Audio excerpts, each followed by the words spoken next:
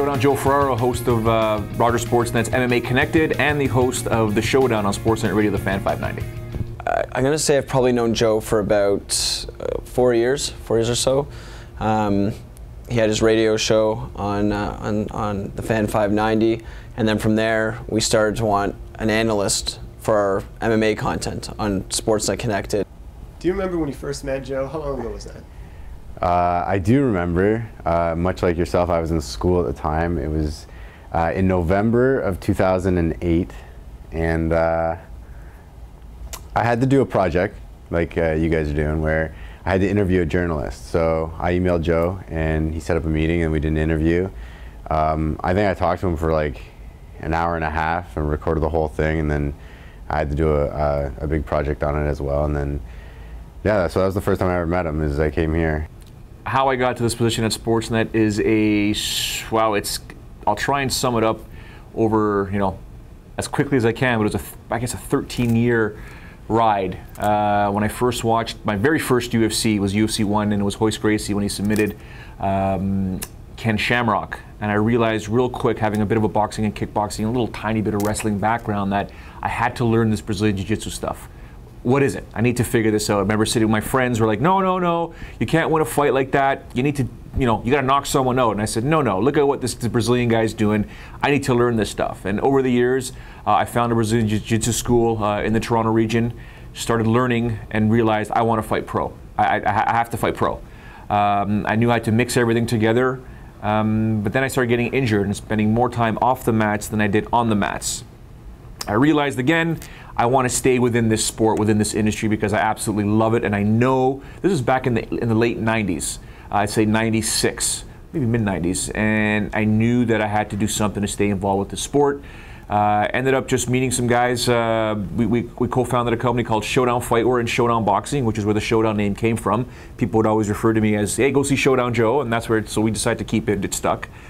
And then from there, I started sponsoring fighters and sponsoring events. Next thing you know, I was asked to do an audition for color commentary. I did that. They hired me on the spot. We were on various networks and pay-per-view and stuff like that.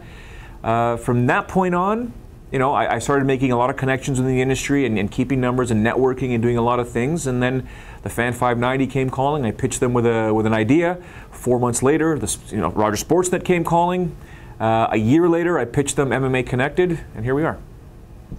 Overall, on a day-to-day basis, Joe has a great personality. He's passionate about what he does, and we all are. Because a lot of departments are very big. Ours is fairly small for the most part. So we've only got 3 or 4 guys working together, and when you have that type of a tight-knit group, you've got to be on the same page. And Joe's always good at making sure we're on that page. So. Joe is the catalyst for everything. I mean, he gave me a chance. He gave me the right people to talk to get an internship in the first place, and he put me on the radio station. So I mean, it's a big boost for someone trying to start out. So I mean, he's done nothing but good for me. What's it like in your shoes in a typical daily routine? Every day is different at work. It all depends on what day of the week, but anything can change. No matter what routine you think you have. For example, Thursdays the team meets and we get everything prepped and ready for Monday's show. I'll write all the scripts. My producer Jacob and the rest of the guys will vet the scripts to make sure that I'm not repeating words or whatever. You always want to have a pair of second eyes looking at the scripts. They agree to it, boom, I go and voice it. From there I go do the radio show. Thursdays is my busiest day. Friday, Saturday, and Sunday are genuinely open. It all depends on what's happening. Sunday is when we write our Octagon report. Jacob again will vet it. He likes it. I voice it. I send it in from home. And then Mondays we come in to do the show. But like I said, anything can happen at any time. A news story can break on any day. You've got to have, and I have an amazing support system all around me. I've eliminated all the people in my life that people call haters. Or the negative naysayers. I got rid of them. I don't need them in my life. I've got enough things to worry about that I don't need to focus on people that have problems or they have issues with what I say or what I do and stuff like that. I've got an amazing support system with at home, and now that I have a newborn son, everything is for him. Everything I do is for him, and I want to make sure that everything that I do, he will look at one day and say, yeah, my dad was the coolest. My dad, I want to follow in my dad's footsteps. Or I want to pursue this avenue of a career, and I could follow what my dad taught me. But I'm not leaving Sportsnet. I absolutely love it here. Like I said, it's a great family. You only got a handful of some of the guys that I work with. There's other guys here that make my day. You know, you smile ear to ear. You never know what to expect in here because it's a practical joke haven.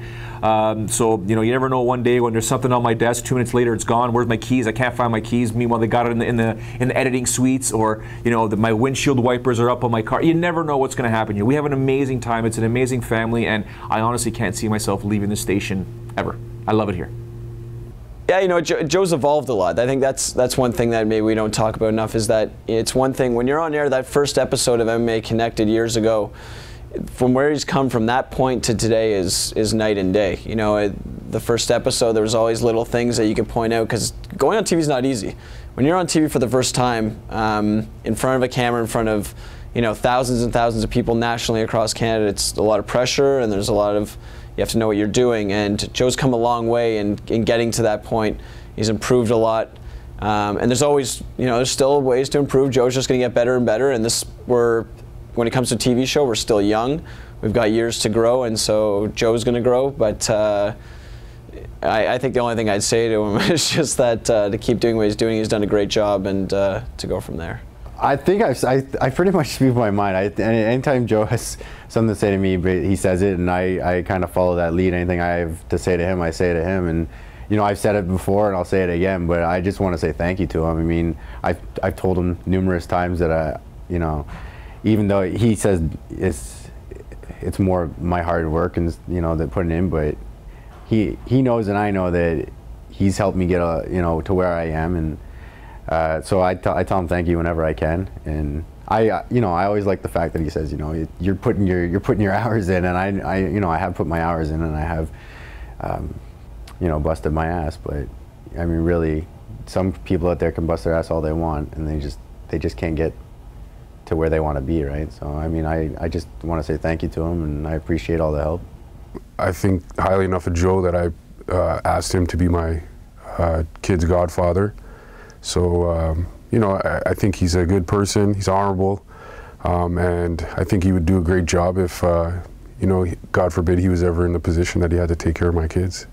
With regards to what he's going to do in the future, that's up to Joe, because really he's the kind of guy, from what I know, the Joe I've known for years, is that, you know, once he decides he wants to do something, then that's what's going to happen. Marky, Justin, thanks for coming in, guys. Thank you. Thank you. Come true. There you have it. You're listening to the Showdown on Sportsnet Radio, the Fan 590.